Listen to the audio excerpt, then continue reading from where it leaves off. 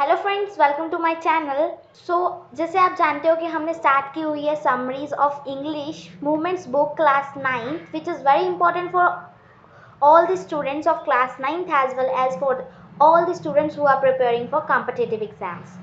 So आज हम start करेंगे this summary of the chapter The Lost Child. जैसे कि आप जानते हो कि हम स्टार्ट कर रहे हैं हमने मूवमेंट्स बुक की इंग्लिश बुक जो हमारी 9th क्लास की एनसीईआरटी। इसलिए मैंने कहा कि ये सारे कॉम्पिटिटिव एग्जाम्स के लिए हर स्टूडेंट के लिए इम्पॉर्टेंट है, क्योंकि ये एनसीईआरटी बुक का है चैप्टर। तो एनसीईआरटी बुक्स के क्वेश्चंस चैप्टर्स हर कॉम्पिटिटिव एग्जाम्स में पूछे जाते हैं और 9th क्लास के लिए तो ये इम्पॉर्टेंट है ही। So my name is Sakshi and today we are going to start the summary of chapter number 1, The Lost Child, and this story is written by Mulk Raj Anand.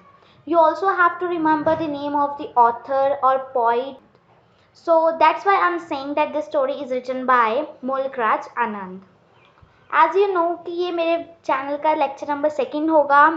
अगर आपने मेरा lecture number 1 जो मैंने बनाया था summary of chapter number 4 in the kingdom of फूल, वो आपने लेक्चर नहीं देखा है, so please go to my channel and see that video also, या तो मैं आपको इस वीडियो के एंड में उस फर्स्ट लेक्चर का लिंक दे दूँगी, आप तब देख सकते हो।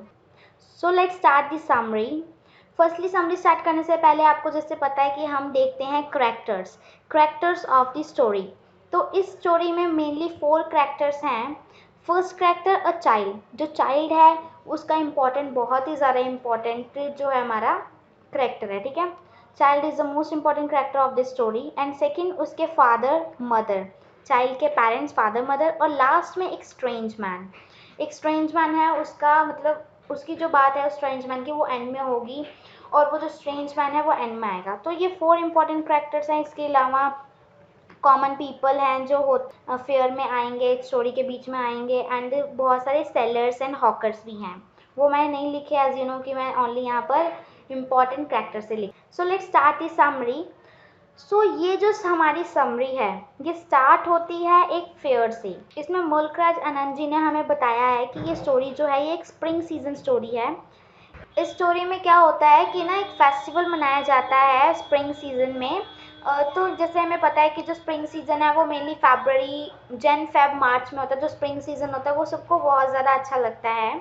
क्या होता है यहाँ पर एक फेयर होता है इस विलेज में स्प्रिंग सीजन के ऊपर। तो जैसे आप देख सकते हो मैंने पिक्चर भी लगाई है, तो एक फेयर होता है। तो वहाँ उस फेयर में बहुत से लोग आते हैं। कई लोग होते हैं जो मतलब पैदल आते हैं, वॉक करते आते हैं, कई लोग हॉर्सेस पे आते हैं, कई लोग बैम्बू और बुलो कार्ट्स पे आते हैं, ठीक है। मतलब अलग अलग मीन्स ऑफ ट्रांसपोर्ट से लोग उस फेयर में आते हैं और बहुत ज़्यादा सब खुश होते हैं। तो ये जो चाइल्ड है हमारा, मतलब हमारी स्टोरी का जो मेन करेक्टर है, वो भी इस फेयर में आता है अपने पेरेंट्स के साथ। और अब हमें पता है कि जो छोटे बच्चे होते हैं वो बहुत ही ज़्यादा एक्साइटेड होते हैं हर डेकोरेटेड थिंग को देखकर। बहुत ही ज़्यादा क्यूरियसिटी होती है उनके अंदर कि हर न्यू चीज़ को देखने की, और हर जो डेकोरेटेड जो सुंदर लग रही चीज़ उसको जानने की वो क्या है। तो ये जो चाइल्ड होता है ये बहुत ज़्यादा क्यूरियस, बहुत ज़्यादा एक्साइटेड होता है इस फेयर में आने के लिए। तो ये अपने पेरेंट्स के साथ आता है इस फेयर में, ठीक है। तो जब ये अपने पेरेंट्स के साथ आता है ये बहुत ज़्यादा खुश होता है, बहुत ज़्यादा हंस रहा होता है, हर चीज़ उसको बहुत अच्छी लगती है जब वो आता है इस फेयर में। तो इस फेयर में सबसे पहले उस चाइल्ड को क्या होता है कि उसको एक टॉय शॉप दिखती है। जैसे ही वो उस फेयर के अंदर एंट्रेंस में जाता है, अंदर जाता है, तो उसको एक स्टार्टिंग में ही एक टॉय शॉप दिखती है, ठीक है। तो उसको फिर ना वो टॉयज़ चाहिए होते हैं, वो उसका मन करता है वो टॉयज़ लेने का। तो वो क्या करता है अपने फादर को बोलता है कि I want that particular toy, indicate करके बोलता है कि मुझे वो टॉय चाहिए। तो उसके फादर क्या होते हैं, उसके फादर उसको ऐसे देखते हैं, ऐसे घूरते हैं कि उसको पता चल जाता है कि उसके फादर का रिप्लाई है कि मैं नहीं दिलाऊंगा। जैसे हमें भी होता है कि कई बच्चे कुछ अपने पेरेंट्स से मांगते हैं, तो उनके पेरेंट्स होते हैं ना कि ऐसे मतलब डायरेक्टली नहीं बोलते कि नहीं दिलाऊंगा या नहीं दिलाऊंगी, तो वो बोल देते हैं कि वो बोलते हैं अपनी नज़रों से ऐसे घूरते हैं कि अगले बच्चे को पता ही चल जाता है कि हाँ मेरे पेरेंट्स ने मना ही करना है, तो डर जाता है।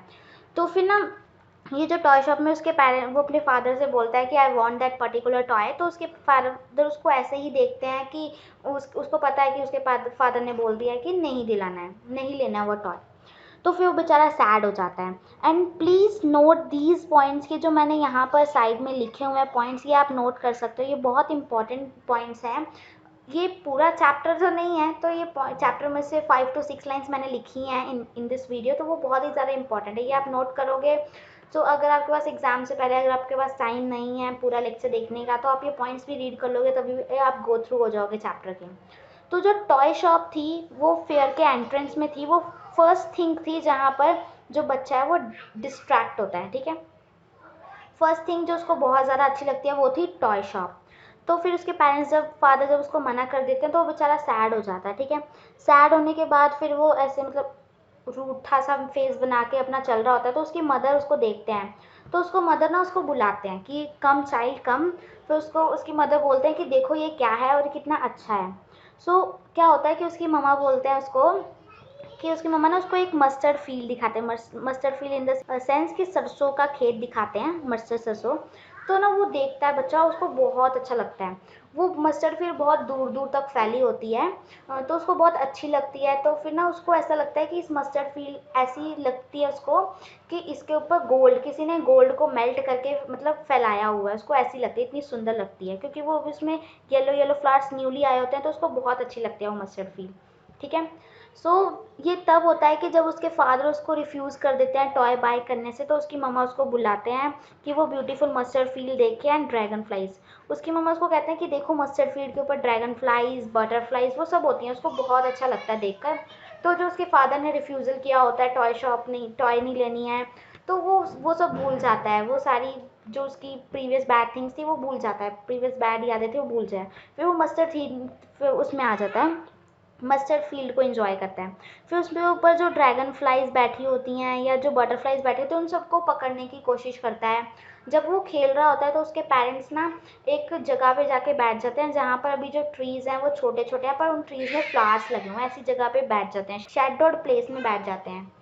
तो वहाँ पर क्या होता है, वो उसके पेरेंट्स वहाँ पर बैठे होते हैं और वो खेल रहा होता है, तो वो पकड़ने की कोशिश करता है मस्टर्ड फील्ड में बटरफ्लाइज, ड्रैगन फ्लाइज को, बट वो पकड़ नहीं पाता है। वो सोचता है कि जब कोई बटरफ्लाई बैठेगी तो मैं उसको पकड़ूंगा, पर जैसे ही वो पकड़ने जाता है वो उड़ जाती हैं, ठीक है। पर उसको बड़ा मज़ा आता है इन सब चीज़ों में, बड़ा एक्साइटेड होता है, बहुत ज़्यादा हंसता है। फिर उसके बाद क्या होता है, थोड़ी देर बाद उसके फादर उसको मतलब उसके फादर एंड मदर उसको बुलाते हैं, कम चाइल्ड कम, क्योंकि वो फिर उसके पेरेंट्स जा रहे होते हैं तो वो उसको बुलाते हैं।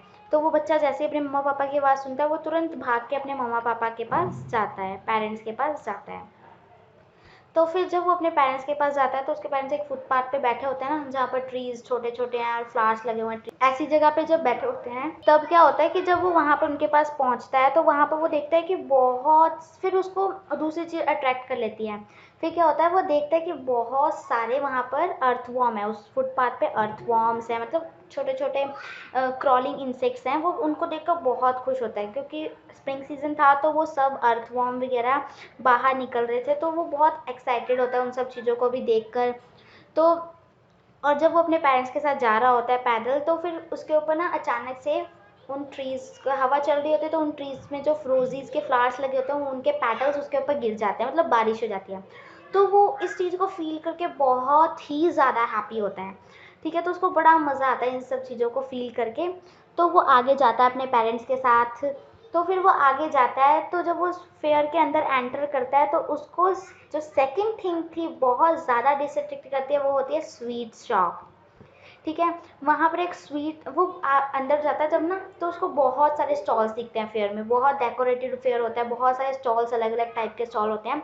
तो उसको जो फर्स्ट स्टॉल दिखता है वो होता है स्वीट शॉप का, ठीक है। तो वहाँ पर एक स्वीट सेलर जो होता है उस शॉप का ऑनर, तो वो बोलता है कि मतलब different different kind of sweets के नेम लेता है, गुलाब जामुन, बर्फ़ी एंड जलेबी, लड्डू, इन सब चीज़ों के नेम लेता है। तो उसको बड़ा मन करता है खाने का, है ना। तो फिर क्या होता है, तो उसका सबसे फेवरेट स्वीट जो थी वो है बर्फ़ी, ठीक है। ये आपको याद रखना है, बहुत इंपॉर्टेंट पॉइंट है कि क्वेश्चन बन सकता है कि उस बच्चे की फेवरेट स्वीट कौन सी थी, तो वो बर्फ़ी थी, ठीक है। तो बच्चे का बर्फ़ी खाने का मन करता है, तो वो अपने मन में बोलता है कि आई वांट बर्फ़ी, ऐसे मर्मट करता है, ठीक है।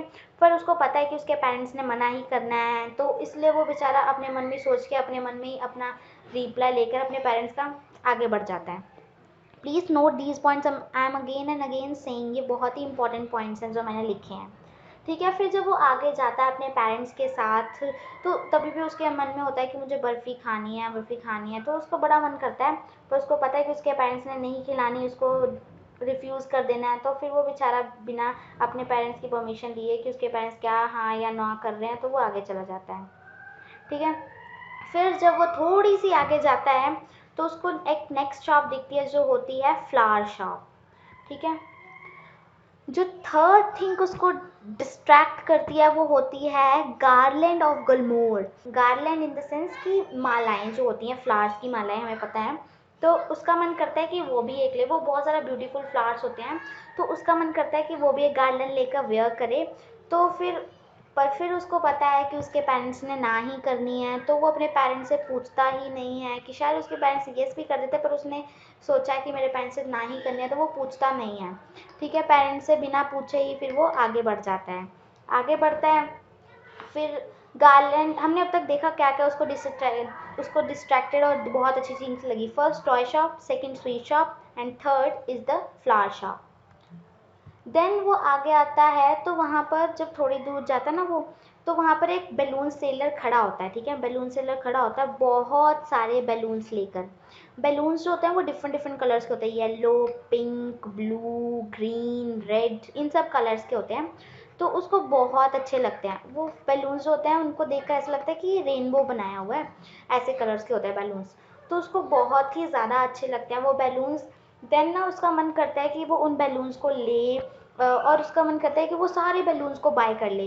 बट एज यू नो कि उसको पता है कि उसके पेरेंट्स ने मना ही करना है, तो वो बेचारा पूछता ही नहीं है। तो फिर वो थोड़ा सा दुखी होकर, पर अभी भी उसके अंदर बहुत सारी एक्साइटमेंट है, बहुत सारी क्यूरियोसिटी है नवी नवी थिंग्स को देखने की। पर हाँ, ये है कि उसको पता है कि उसके पेरेंट्स ने उसको कुछ दिलाना नहीं है, रिफ्यूज़ करना है हर चीज़ का, तो वो अपने पेरेंट्स से पूछता ही नहीं है किसी चीज़ के बारे में। बस अपने में ही बोल के कि आई वॉन्ट दैट थिंग, और फिर अपने में ही आंसर दे देता है कि नहीं, हमने नहीं दिलानी। तो वो अपने में ही मन में सोच के कि अपने उसके पैसे से नहीं दिलाना, तो वो आगे चल पड़ता है। तो वो जो कलर्स होते हैं ना, वो उसको बहुत ज़्यादा डिसअट्रैक्ट करना है। मैंने आपको पहले ही बता दिया, रेनबो कलर के बैलून्स जो होते हैं।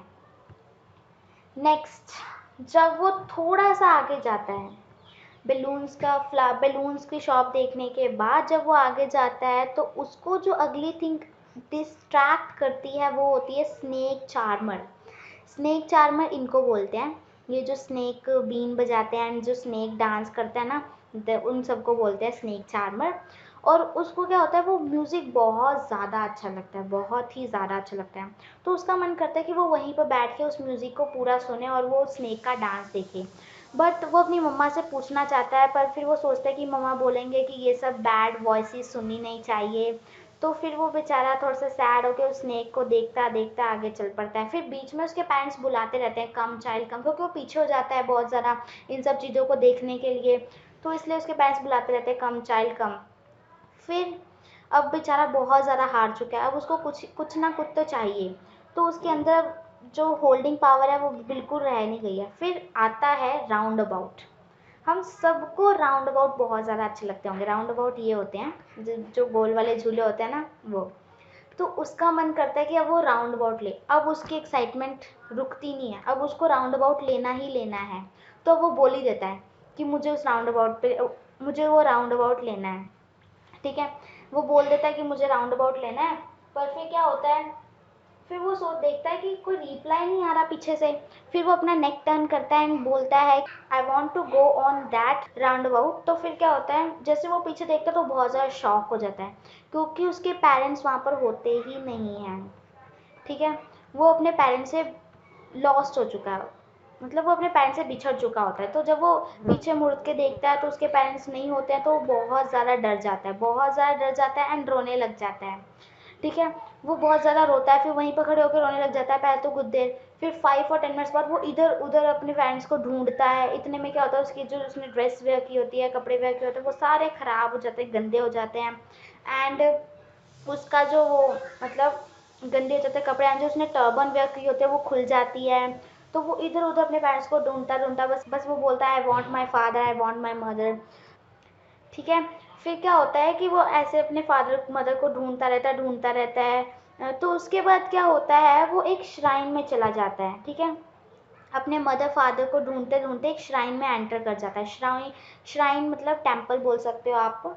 ठीक है, वर्शिप प्लेस होती है। तो फिर उसके बाद वो वहाँ पर मतलब वहाँ पर बहुत सारा रश होता है, तो वहाँ पर वो लोगों के पैरों के अंदर अंदर से जाता जाता जाता जाता पहुँचता है श्राइन के अंदर। तो वहाँ पर उसको एक स्ट्रेंज मैन मिलते हैं, मैंने डिस्कस किया था करेक्टर्स में, उसको एक स्ट्रेंज मैन मिलते हैं। तो फिर वो स्ट्रेंज मैन जब उसको देखते हैं तो वो उसको ना मतलब अपनी लैप में उठा लेते हैं। तो फिर वो उसको चुप करवाने की कोशिश करते हैं, बट वो चुप नहीं होता है। तो फिर वो उससे बोलते हैं, चाइल्ड से, कि आपके मम्मा पापा कौन है और आप यहाँ पर कैसे आ गए हो। तो फिर वो बोलता है रिप्लाई में, आई want my father, I want my mother. ठीक है, फिर वो बोलता है, फिर क्या करते हैं वो जो स्ट्रेंज मैन होता है, उनको लगता है कि बच्चे को किसी चीज़ से कोई चीज़ अच्छी देनी चाहिए कि जिससे वो मतलब चुप हो और बाद में अपने पेरेंट्स का डिस्क्रिप्शन दे पाए। तो फिर वो बाहर लेकर जाते हैं उसको, और उसको वो जैसे उसको पहले राउंड अबाउट देते हैं, मतलब बोलते हैं कि आप राउंड अबाउट में झूला झूलना चाहोगे। तो फिर वो फिर बोलता है कि आई want my father, I want my mother, आंखें बंद करके बोलता है। ठीक है, तो पहले हम याद कर रखो कि पहले उसको ये सब चीज़ें बहुत ज़्यादा अच्छी लग रही थी, पर फिर क्या हुआ, अब उसको बिल्कुल अच्छी नहीं लग रही। फिर उसको स्नेक चार्मर के पास लेके जाते हैं, फिर उसको बोलता है, आप ये देखो कितनी अच्छी आवाज़ है, आप ये सुनोगे। फिर वो अपने कान बंद करके बोलता है, I want my father, I want my mother. इस लाइन को बहुत अच्छी तरह याद रख लो, I want my father, I want my mother.